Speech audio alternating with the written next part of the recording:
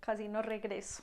Llevo varias semanas sin reseñar ningún libro, básicamente porque uno, tenía un montón de lecturas atrasadas, dos, porque pues no me queda tiempo para sacar este video. Y recuerdo que en una visita a una amiga nos fuimos al parque y yo estaba leyendo justo el libro anterior que les reseñé, que es el de El Che, sobre el Che que yo conocí.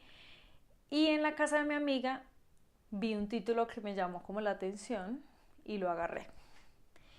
Y se llama La música del azar, de Paul Auster. Este libro llegué básicamente por el azar. Y el azar es la línea conceptual de la narrativa de esta novela. Llevo como un mes, mentiras, un mes no, como casi un año, más de un año, leyendo libros como de historia, creo, como cosas súper distintas. Me había alejado un poco de la novela y esta novela tiene 9 episodios. El primer episodio nos ubica con el personaje principal, es narrada en tercera persona, es como en la cinematografía un narrador omnisciente, que es el señor Paul Auster, y tiene a su personaje principal un hombre. Es un libro muy masculino, ¿saben? Súper masculino. Hay dos personajes femeninos, uno es empleada de servicio y la otra es una prostituta, pero no quiere decir, no implica esto que estoy diciendo pues como una crítica al libro por la inclusión de género, para nada, es solamente que acabo de recordarlo así. En el primer episodio de La música del azar nos recrean la historia de un personaje que acaba de ser abandonado por su esposa. Y el primer episodio es como él deja todo atrás, su vida, como que eso lo chocó, lo sacó de su zona de confort, de su zona, lo desubicó en el mundo y decidió coger un carro y andar, recorrer Estados Unidos de norte a sur, carretera arriba, y se dedicó a eso durante un año. Dejó a su hija con su hermana. No les voy a contar toda la historia, pero es que este primer episodio lo leí y tuve que dejar el libro, no lo volví a coger. Y luego en el segundo episodio, el primer episodio termina con una cosa fantástica que uno deja como una arista y como que irá a pasar, listo, pero no es una cosa como tan carnal lo que se ocurre después del segundo episodio. Cuando aparece un segundo personaje, que es el segundo personaje que curiosamente desaparece en el episodio 8, porque en el episodio 9, que es el episodio final, nuestro personaje principal vuelve a quedar solo.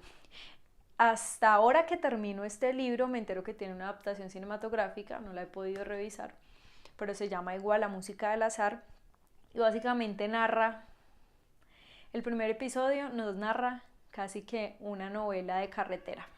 Entonces tú piensas que no vas a salir de ahí. Es este personaje en un carro y todas las historias que le ocurren en esa travesía y en esa vida que ha emprendido de camino. Pero describe Paul Auster de una forma como muy pasional y casi que gráfica, como muy instintiva.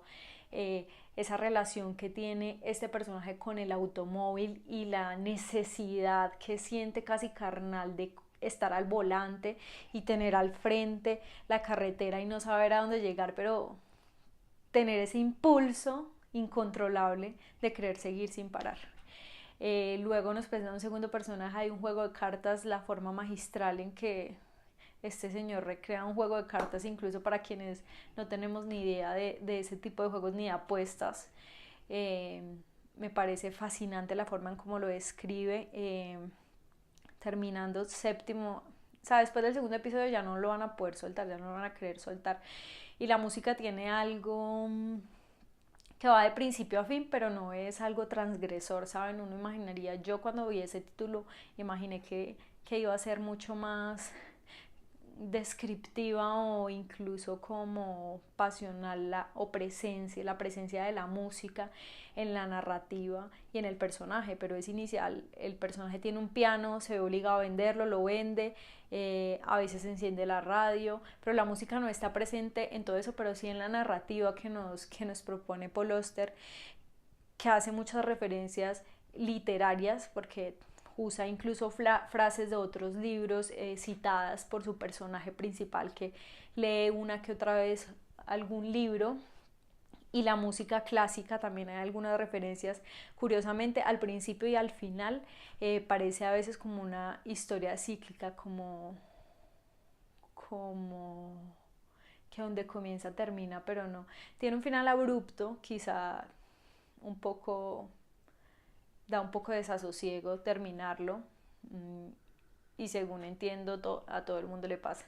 Nunca esperaría uno que es un final, pero hay una riqueza en esta novela que luego pasa de, yo no sé, tiene a veces como unos tintes de thriller. Ya en el segundo episodio deja de ser una narración de viaje, de carretera, y luego se convierte como en una ficción a veces absurda, también algo miedosa. Hubo un momento en que yo no lo podía soltar literal, y hace mucho, en realidad, no les miento, no sentía esto, porque estaba leyendo otro tipo de cosas, y esta novela me hizo recordar lo placentero que es leer una novela y leer a alguien que sabe escribir novelas. Es una riqueza narrativa, ni siquiera va casi mucho en la construcción de personajes, ¿saben? Porque los personajes también nos ocultan un montón de cosas que también seguramente si Paul Auster las sabe o no, las dejó en blanco. Episodios de la vida de sus personajes que no sabemos y que también nos oculta, que ellos le ocultan a él como escritor, y él como escritor se ve obligado a ocultárnoslo a nosotros como lectores. Pero hay una forma magistral de narrar un montón de episodios que uno termina por admirar la forma en que este señor puede recrear en palabras escenas e imágenes que uno imaginaría indescriptibles. Así que súper recomendada esta novela.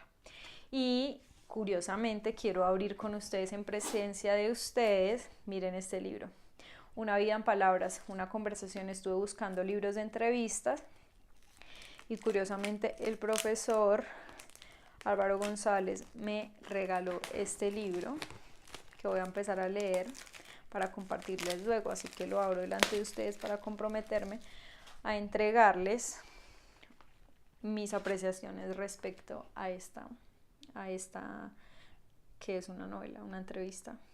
Debe ser una serie de entrevistas en donde Paul Auster básicamente reaviva el espíritu de lo que significa ser un novelista.